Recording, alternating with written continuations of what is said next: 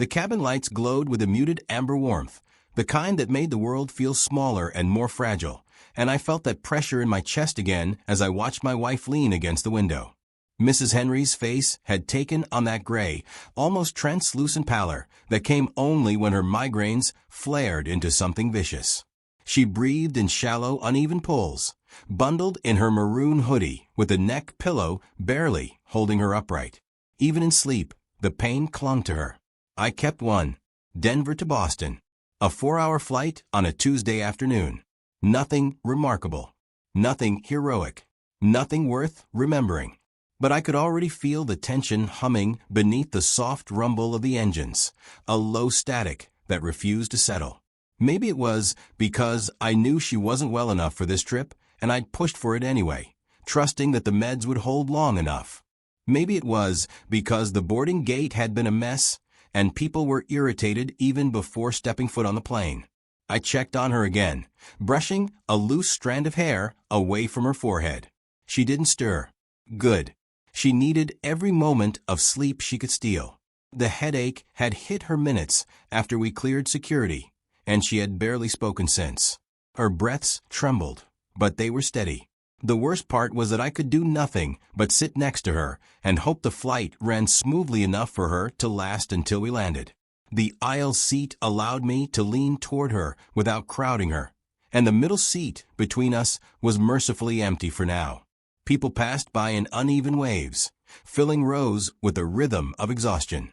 A man across from us settled in his seat while still clutching a stack of boarding passes, as if he feared someone might snatch them away. He caught my eye for a second, nodded empathetically, and I returned the gesture. He must have noticed my wife's condition. The cabin smelled faintly of peppermint from the air fresheners and the crisp, recycled chill of conditioned air, tinged with someone's cologne. It all rose and fell with the soft drone of engines. A calm moment, a fragile one, and then it fractured. A sharp voice cut through the aisle like a blade scraping metal. Oh, fantastic. Just fantastic. It was the voice of someone who expected the world to bend at her convenience. Heavy footsteps followed, purposeful, agitated. I looked up. She appeared like a storm cloud in beige. Trench coat open just enough to reveal a rigid black top. Navy slacks swaying with each determined step. Blonde hair cropped short around a face that rested permanently between annoyance and accusation. She stopped right beside us, blocking the aisle as if claiming territory. She glared at the row number above, then at her boarding pass, then at my wife. "You have got to be kidding me," she said. I straightened. "Something wrong?" "Yeah, she's in my seat." She jabbed a finger toward my sleeping wife. 14B, middle seat.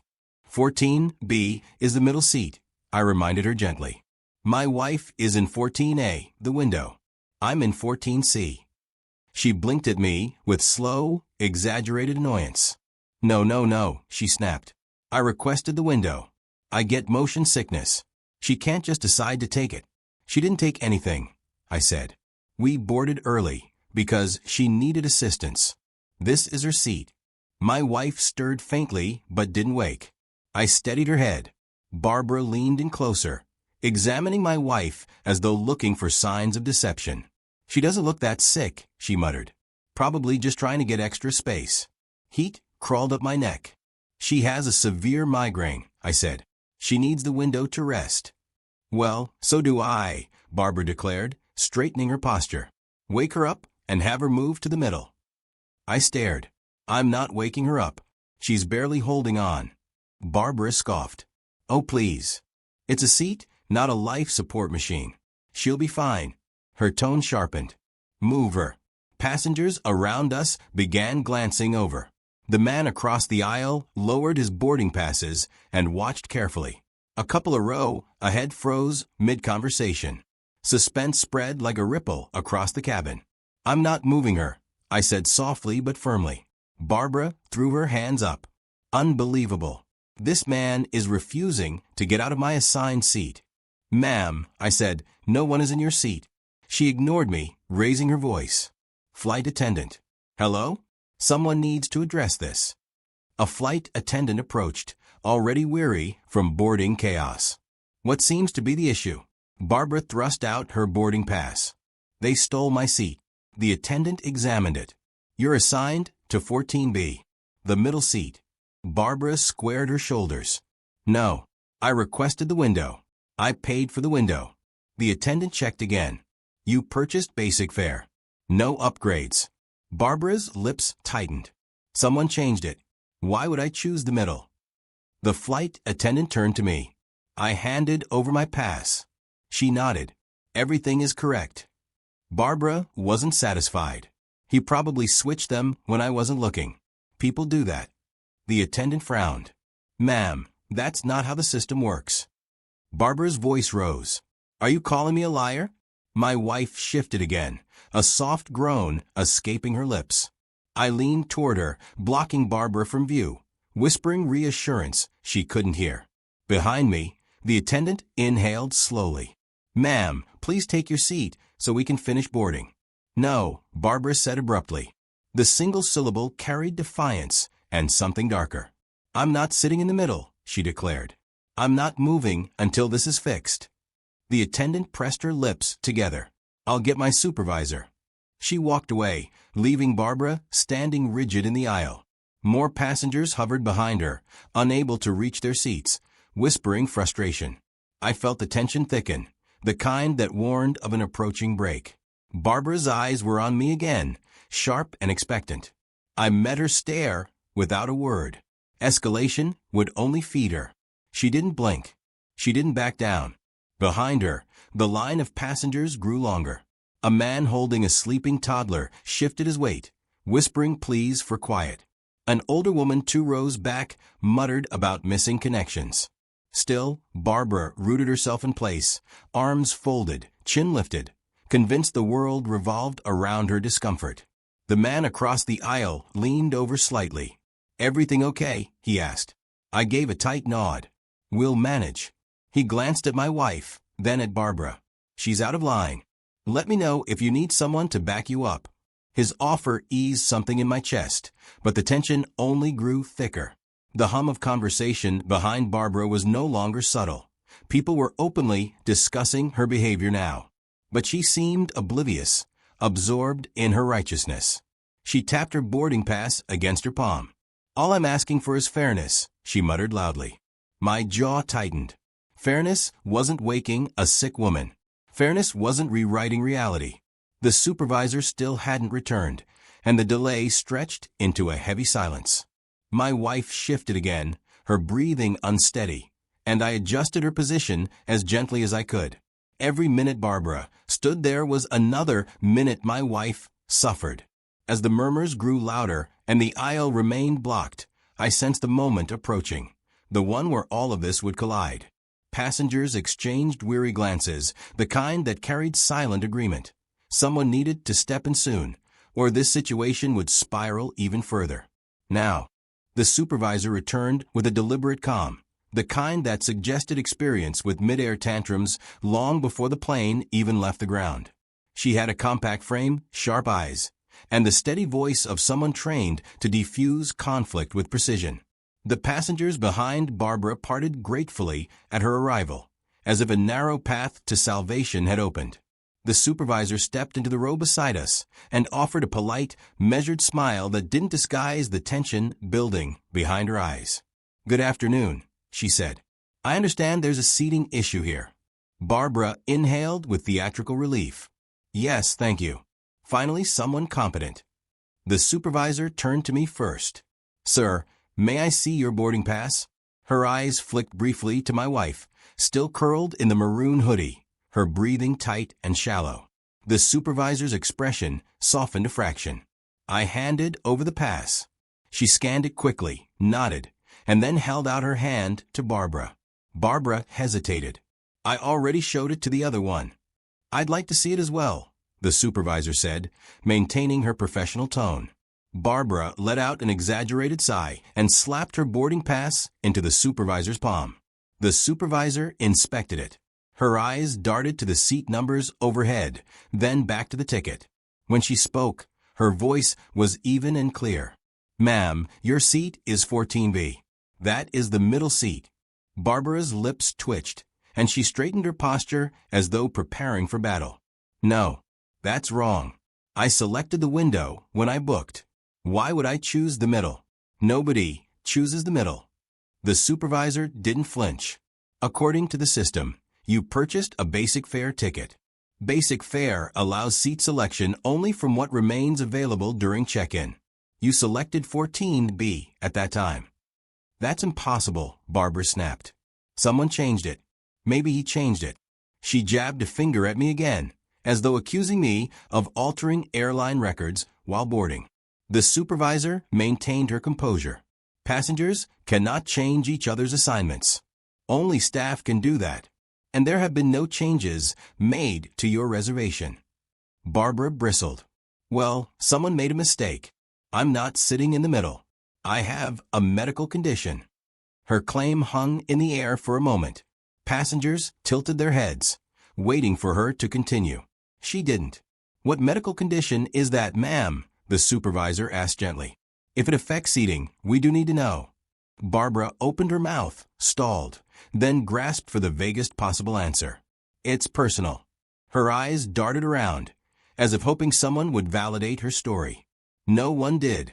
The man across the aisle shifted slightly, folding his arms. The couple in front of us turned their heads just enough to watch, without being obvious.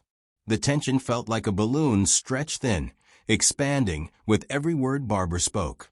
I'm not trying to cause trouble, Barbara said loudly enough for everyone to hear, even though that was demonstrably false. I just want the seat I paid for. I'm entitled to that, aren't I?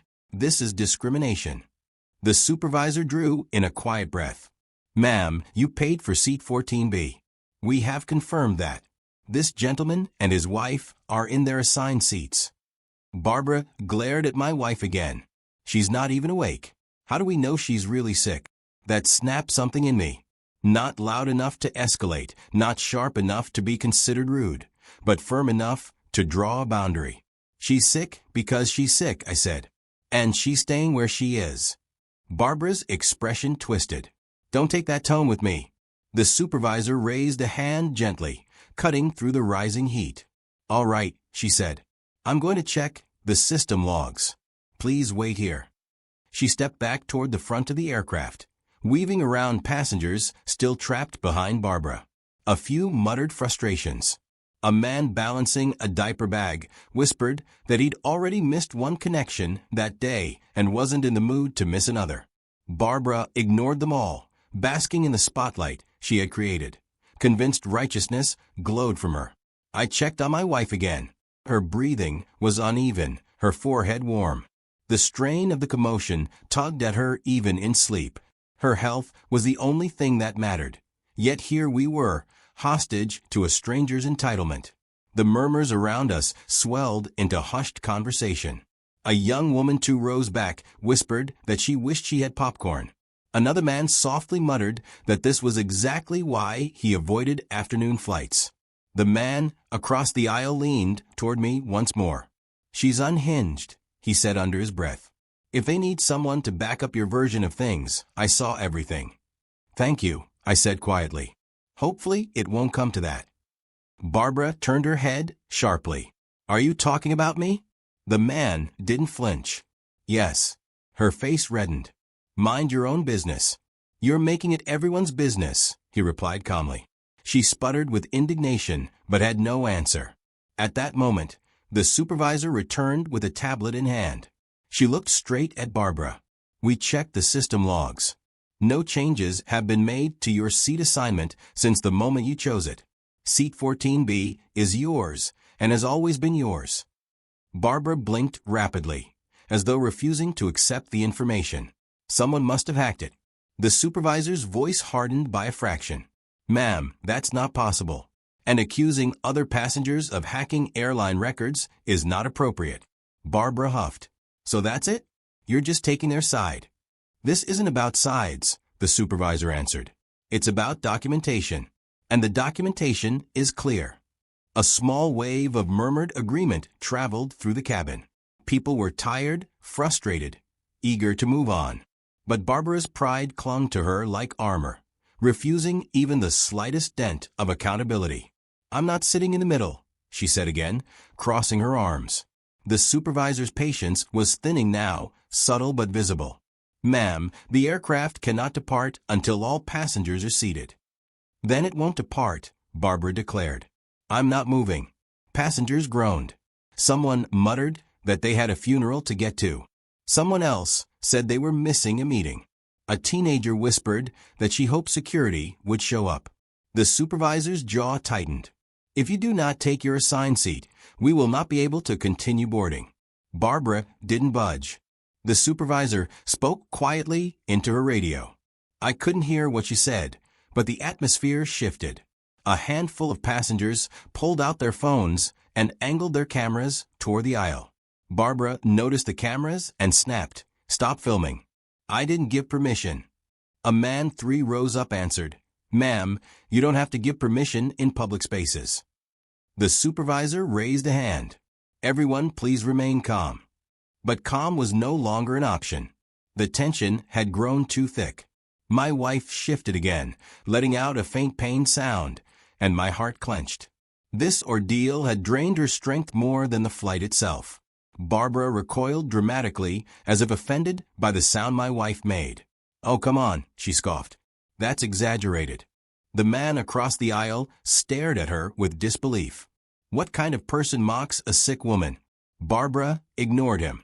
The supervisor exhaled slowly, the last of her patience thinning. She lifted her radio again, but Barbara raised a hand. "Don't bother," she said triumphantly. "I'm going to make a formal complaint. I'll get a refund, and you'll be hearing from." Her sentence stopped as 2 uniformed airport security officers appeared behind her in the aisle. Passengers straightened. The tension swelled, then stilled. For the first time since she stomped into the row, Barbara's certainty flickered. The officers approached with firm, unreadable expressions. "Ma'am," one of them said, "we need to speak with you." Barbara's mouth fell open in shock, and for a moment she looked smaller, as though the edges of her confidence had finally begun to crumble. She stepped back instinctively, positioning herself halfway between defiance and retreat. And just like that, the moment balanced on a fragile, breathless edge, one that promised escalation or resolution, but hadn't yet chosen which direction to fall. The taller of the 2 security officers stepped forward first, his expression steady but unreadable, the kind of face carved by years of dealing with chaos in tight spaces. The shorter officer positioned himself behind Barbara, closing the narrow aisle around her. Passengers leaned subtly toward the center, drawn in by a mixture of curiosity and relief. Even the hum of the engines seemed to quiet, as though the aircraft itself sensed the moment tightening. "Ma'am," the taller officer said, "we've been informed there's a disruption preventing the aircraft from preparing for departure. We need to speak with you about that." Barbara's jaw trembled with indignation. "This is ridiculous," she sputtered. "I haven't done anything wrong. They're the ones causing trouble. I'm the victim here." Her voice wavered, just slightly, revealing the first crack in her armor. But she tried to hide it with bluster, lifting her chin as if hoping her posture alone could reverse the situation. The supervisor remained beside the officers, her demeanor controlled, her eyes sharp, ready to document the next step. "We've spoken with the crew," the taller officer continued. "We need to understand your side. Can you step into the aisle so we can talk without blocking other passengers?" Barbara shook her head vigorously. "No, I'm not going anywhere. I'm staying right here until I get the seat I paid for." The officer's expression didn't change. "Ma'am, at this point, you're interfering with the boarding process, and that's a safety concern." Her voice rose. "A safety concern? Because I want a window seat? Because that woman is pretending to be sick." The words hit me like a physical blow, though I didn't move.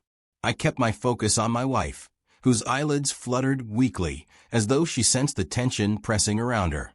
The passengers nearby reacted instantly. A woman 3 rows back gasped in disgust, and someone to our left muttered that this had gone too far. The man across the aisle leaned forward again, this time with unmistakable conviction. "Officers, she's been harassing them for 20 minutes. The wife is clearly unwell. We all saw what happened." Barbara spun toward him. "Stay out of this. You don't know anything. But another passenger chimed in, voice tired but resolute. We know enough. You're the only one standing. The rest of us just want to leave. The weight of collective frustration settled over the cabin.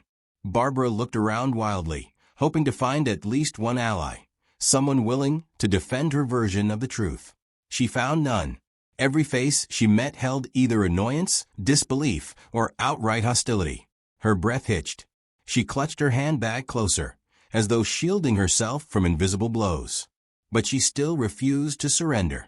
You can't force me to sit in the middle, she said, her voice thinner now. I paid good money for this flight. You can't throw me off. We're not asking you to sit, the taller officer replied evenly. We're asking you to step out for a conversation.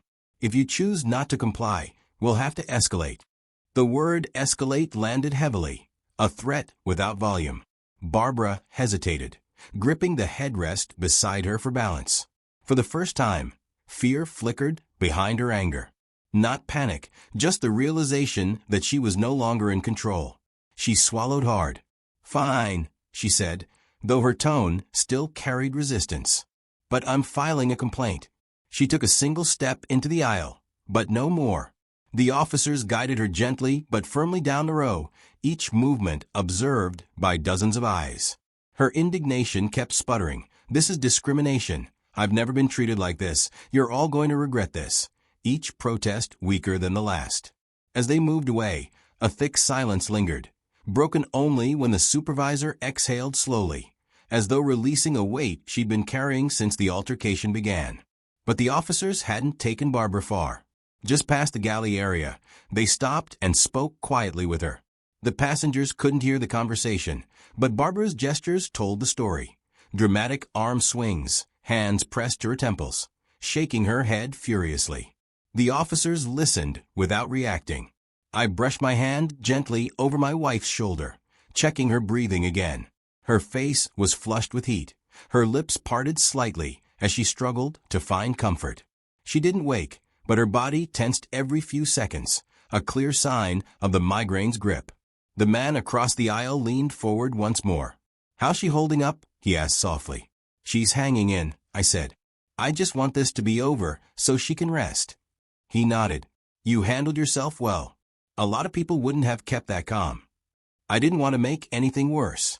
You didn't, he said. She did that all on her own. The supervisor returned to our row. Her expression softened. Sir, I'm very sorry for the distress this has caused you and your wife. We're working to resolve this as quickly as possible. Thank you, I said. I appreciate it. She nodded and moved toward the front to assist with the final steps of the evolving situation. Moments later, the officers reappeared, escorting Barbara back down the aisle. But this time, she wasn't triumphant or forceful. Her posture had changed. Her shoulders slumped, her eyes darted downward, and her grip on her handbag looked more desperate than defensive. Ma'am, the taller officer said, projecting his voice just enough for nearby passengers to hear. We're asking you one more time. Will you take your assigned seat peacefully? Every breath in the cabin seemed to pause. Barbara stared at her middle seat as though it were a personal insult carved into metal. Seconds stretched. Finally, she snapped. No, I won't. I refuse. That was it. The shorter officer stepped forward. Ma'am, please gather your belongings. Barbara blinked rapidly, processing the meaning. What? No, you can't do that. I'm not getting off this plane. You are, he said with quiet authority. You are being removed from this flight due to noncompliance and disruptive behavior. Gasps and murmurs filled the cabin, but the overwhelming reaction was relief. Barbara clutched the headrest again, as if hoping it would anchor her to the aircraft. This is outrageous. I didn't do anything. I'm the victim. Passengers shook their heads. One woman said plainly, you brought this on yourself. The man across the aisle murmured, finally. The officers guided Barbara backward as she protested, her voice cracking with a mix of disbelief and fury. She tried to sit in an empty aisle seat 2 rows back, but the officers gently lifted her by the elbows. No, please don't. I won't cause any more trouble. I promise. Just let me stay. But even her desperation couldn't reverse the course she had set for herself. The officers escorted her down the aisle toward the open cabin door. Her protests faded with distance, swallowed slowly by the hum of the engines. When she was finally gone, the cabin erupted in hushed conversation, an exhaling of tension. The supervisor reappeared moments later, clearing her throat. "Ladies and gentlemen," she said, "thank you for your patience. We'll finish boarding shortly. We appreciate your cooperation." The man across the aisle leaned back with a sigh. Unbelievable. I focused again on my wife. Her breathing had steadied now that the tension had lifted. I gently tucked the blanket higher over her lap and watched her shoulders relax. As the final passengers took their seats, the supervisor approached us one last time. "Because of the disruption," she said softly, "we'd like to offer you complimentary refreshments during the flight. And if your wife needs anything at all, please press the call button. We'll check on her." "Thank you," I said. "That means a lot." She smiled faintly before moving on, ensuring the rest of the cabin settled. The engines began to swell, preparing for departure. Passengers settled back into their seats, their collective relief palpable. The man across the aisle gave me a small nod, a silent acknowledgement of everything that had unfolded. The aircraft door closed with a resonant thud. But as the plane taxied forward, a strange quiet settled over the cabin, an almost eerie calm after the storm. And though Barbara was gone, the ripples of her actions lingered, hinting that the consequences of this flight had only begun to unfold.